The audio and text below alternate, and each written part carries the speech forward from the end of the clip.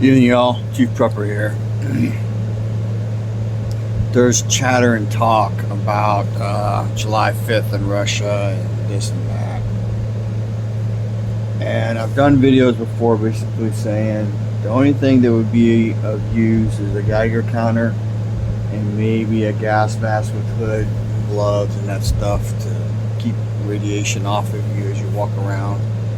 But again, once you go in the mask, if you don't know how to read the meter and you don't know when it's safe or when it's not safe and you take your mask off, then you're going to die anyway. So, mask maybe, Geiger counter, yes. The Geiger counter is the one thing I don't have, and the mask. And I don't have some stuff for my weapons of peace, but I can function without those. I have one of the radios that showed up, the mobile base station. I still need to get a power supply, and the antenna is inbound, and I got to do some more research on that, but I also got to learn how to use it. So hopefully, I think the study guide is over here. I just got it today. The 2 handheld radios should be inbound next week, hopefully. I also ordered a motor for a big fan, a 48-inch fan. That was very expensive. So why am I talking about all this? You can't run from a nuclear event. You can't hide from it. So I mean, if you can wait, like I think 2 weeks inside a house sealed off, then maybe you can make it. But, and that's depending on where you're at in with relation to the blast and where the prevailing winds take it. When I say get, I mean radiation. So, bottom line is this: if you are prepped for hurricanes and tornadoes and lack of power, as in you have a way to keep your fridges, and in my case, deep freezes cold and running, and then you can collapse down into a small area to keep cool, then you'll be okay.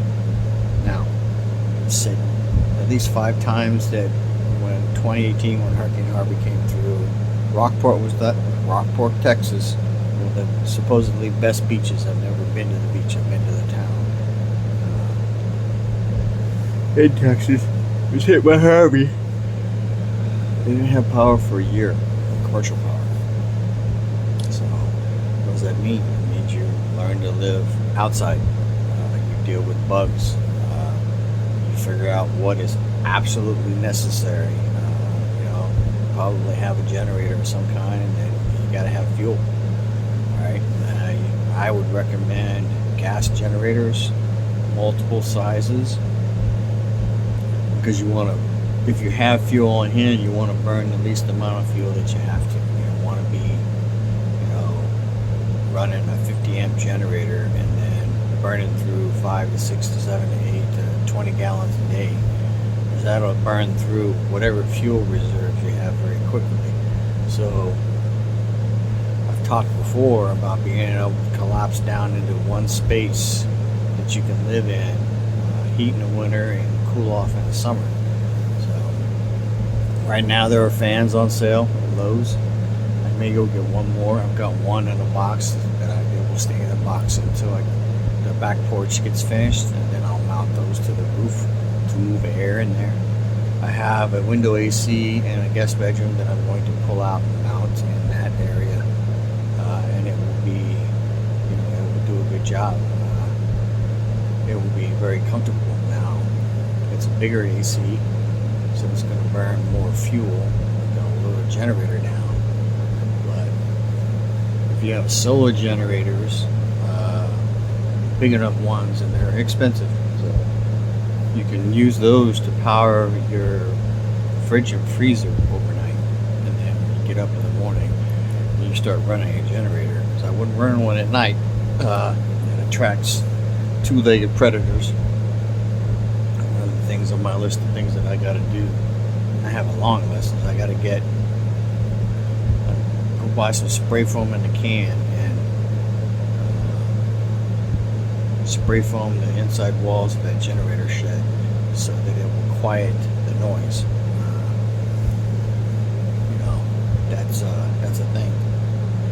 might have to put in a vent pipe, which is a pipe for a wood stove to basically let air out. Right now, if I close the door and I run the generator in the summer, it might overheat. So I might not be able to keep the door closed, but I might put a heavy tarp over that door area with a gap at the bottom, a good gap, because they have to breathe. But you want to keep your noise footprint to a minimum. Many reasons for that. Your light discipline at night is an issue. But back to what I was talking about. If you're prepped, if you have power generation, you have fuel, you have solar generators for at night, you have panels to charge them and or generators. Panels would be best because eventually you're going to run out of gas. So I would say get both. And you need all the stuff to go with it. Backfeed cables, backfeed system in your house, solar cables. I have 30-foot extension cables. I've tested the system. I know it will work. In my case, I have one more refrigerator than I have solar generator. So we would probably empty one refrigerator. There's stuff in one of them that definitely doesn't have to be cold, but it's better if it is. And live like that for a while. I have a small generator that I want to get another one of, a Honda 2200i or 2200, yeah, 2200i, but not the companion version, because those two Honda generators could run a deep freeze and a refrigerator, or two deep freezes and two refrigerators all night on one tank of gas. That's 2 gallons. If I had to, so there's a long list of things you need. But if you're prepped for hurricanes, if you're prepped for thunderstorms, tornadoes, electricity going out is a big one, I think, because if we lose electricity, we lose a lot of capabilities that we actually need these days and not want.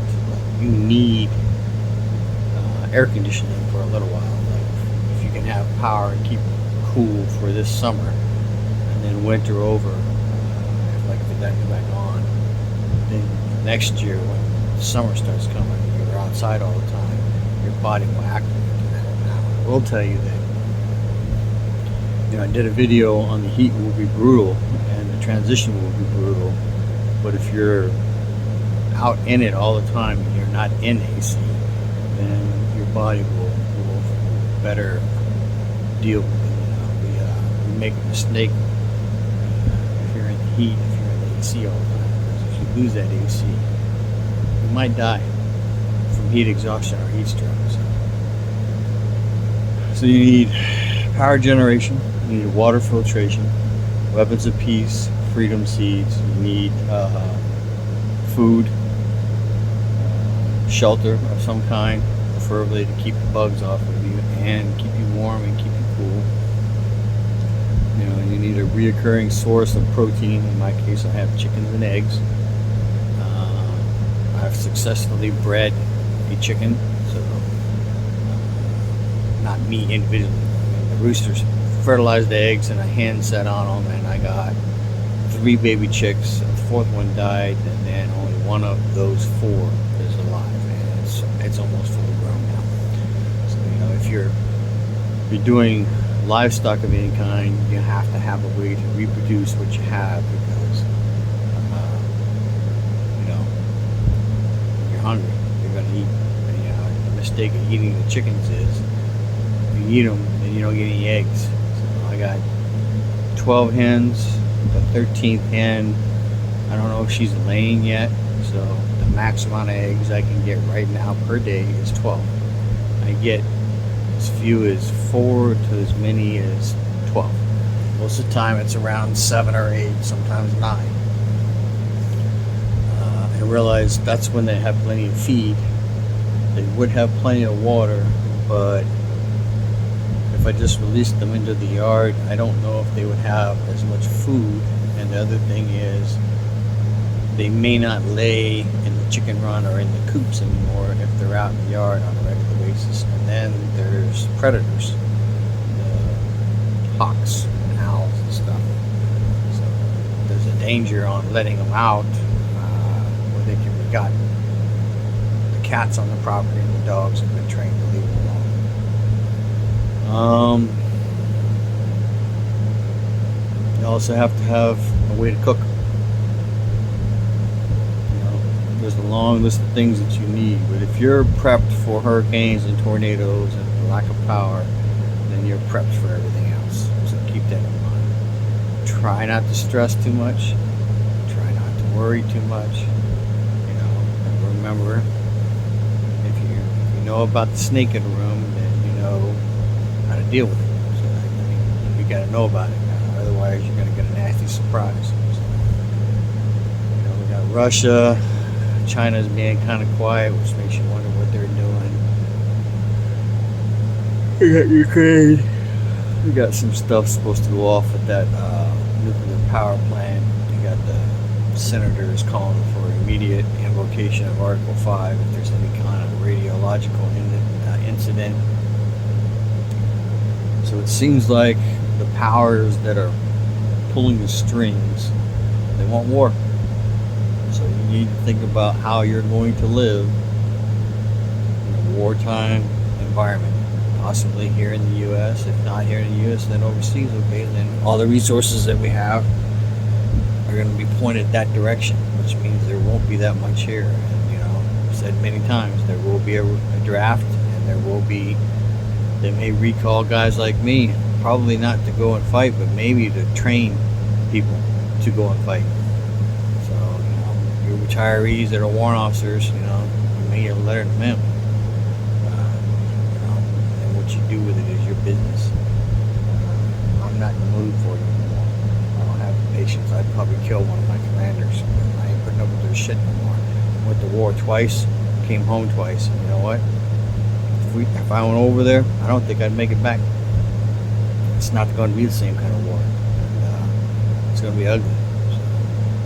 Not to mention, I ain't taking a shot, so I can go fuck themselves.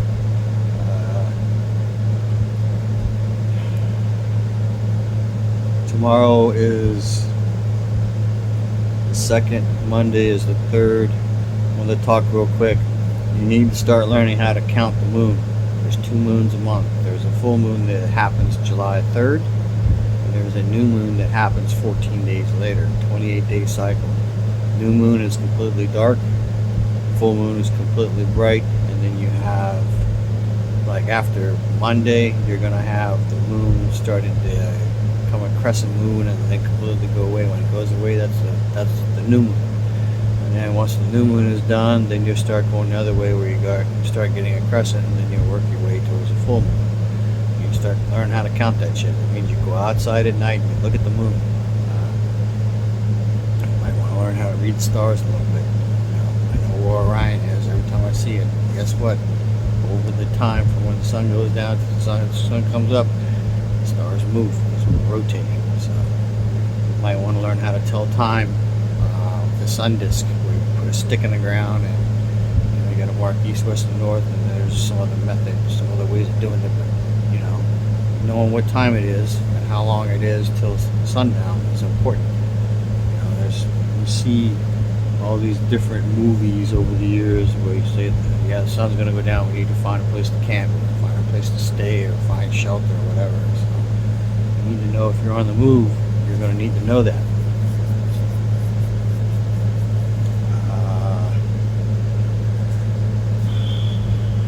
You need blackout bags, Faraday cages, and stuff to put sensitive items in.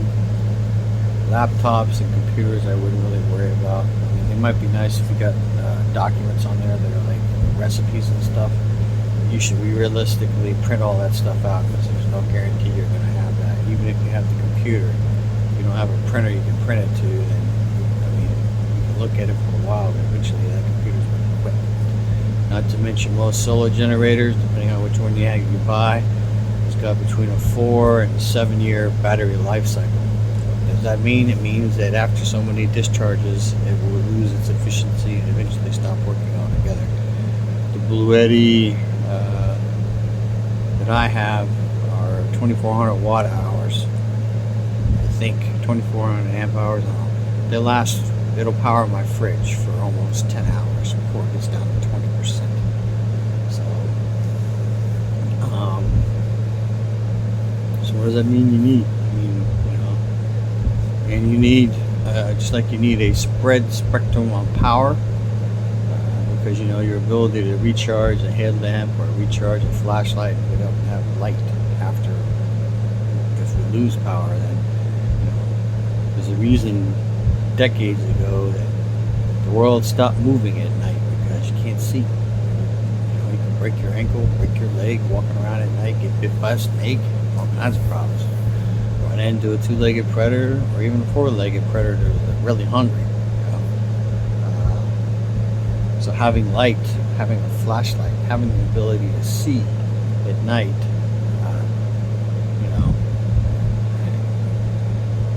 and then after that, you're going to need to be able to grow your food. You're going to need to be able to find protein other than your eggs and your chickens. You eat all them, then you don't get no more eggs. You don't get no more eggs. You don't get no more chickens. There's a long list of things you need. But if you're already prepped mostly, then you'll be okay. Even if you're prepped only a little bit, you'll be okay than all them other people who aren't. Just be aware that there's a lot of people that ain't no dummies. They may not have prepped, but they know you did. They might be coming for your shit. You need to consider what you're going to do with pests. I'm still fighting fleas on the dogs. Fighting them since I brought K2 home a year ago. Been about a year for him since I've had him. And he's a wonderful dog. Big barker, scaredy cat. He'll bite your ass. Do you have security measures? Do you have yard lights that are solar? That, like mine are on my fence, but I would pull them down and point them out away from the house. So you point them where you want to see instead of. Right now they're pointed down and at the ground inside the fence, but I would point them, I'll plant them in the ground all the way around the house, so I could see out of the house and not in the house. You would need to cardboard up your windows for if you're going to have light, because you don't want nobody to see light coming out of your windows. You're going to need a guard. People are going to need to be able to wake up at a moment's notice and handle business, possibly. If you're one person, there's a reason lone wolves die and the pack survives. So learn the moons. Get a paper calendar. Some of the paper calendars have them marked, so it will help you learn them. Just walk outside every night, look up at the stars, look at the moon. Okay. Chief Prepper said it's going to be a full moon on the 3rd. It's also going to be a super moon, so it's going to be really big. Right? And then you go, okay, 14 days from there, it should be dark. Dark as in no moonlight, so that's a new moon. You need to learn how to tell time during the day. Having binoculars so you can see stuff a long ways away. Having MVGs, having thermals, very important. Having a silencer would be very handy. Right? Well, what else to say? Try not to stress too much. Well, like I said, make sure you live a little each week. We prep a lot, There's indications, and Rudy from Alaska Prepper was talking about something that I've known about for 6 months to a year. I'm not sure if he was the one who talked about it at first or not a while ago, but they're talking about seeding the sky to keep the sun from putting so much energy on the earth. The problem with that is once you start that shit, since we've never done it, how do we know when there's enough? Block out too much sunlight, and then the temperature of the earth and everything on it will go down. That's what happens during the ice age. So we think we're cold now, holy moly's. So we got dickheads who think they're really smart that are trying to play God. That fucking happens. Bad things happen. So if there's any truth to what he's talking about, they start doing that shit, we're already hurting for food. They're just not talking about it. All right. Oh, hey, and I watched Tommy Bites, a lady from the back east who has a husband who is a trucker. I guess there's a lot of trucking companies getting ready to go out of business. Trucks stop rolling, and within a week and a half, there's going to be riots. You need to understand, without trucks, we don't have anything in the fucking stores. We don't have gas at the gas station. We don't have medicines. We don't have nothing. Because everything that you pick up or you put your hands on or you have delivered to your house comes on a truck. So just that shit ain't in the news. So you need to start looking at stuff. So there's a lot of stuff going on. So like I said, if you got food, if you got a pantry, if you got canned goods, if you got a way to grow stuff, you got water, you got rain catchment systems, you got solar generators, you got gas generators, backfeed systems, solar panels, weapons of peace, freedom seeds.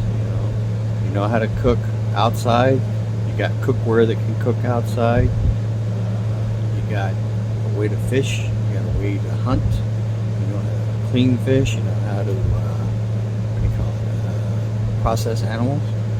You have a chance to survive if something really bad happens and it's long-term grid down. Right?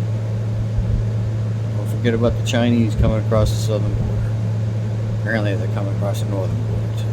So anyway, this has been a long one. Information is knowledge and power. Live a little, prep a lot. Chief Prepper.